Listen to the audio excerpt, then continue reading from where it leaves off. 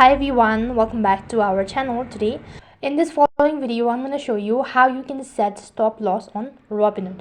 So in order to set stop loss on Robinhood, all you need to do is make sure to stick with us till the end and follow the instruction as guided. In order to set stop loss on Robinhood, you need to choose how many shares to sell and what you want to stop price to be. Then the stop price of the sell order needs to be below the current market price, otherwise it would immediately trigger and become a market orders. The idea of using a stop price is to protect your position from sharp decline as well.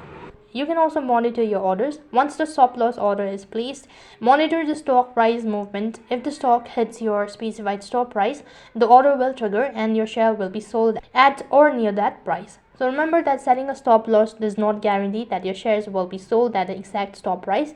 The order triggers a market sell order when the stock hits the stop price, but the execution price might differ from the stop price during violate market condition. This is how you can set stop loss on Robinhood. That is all for this video.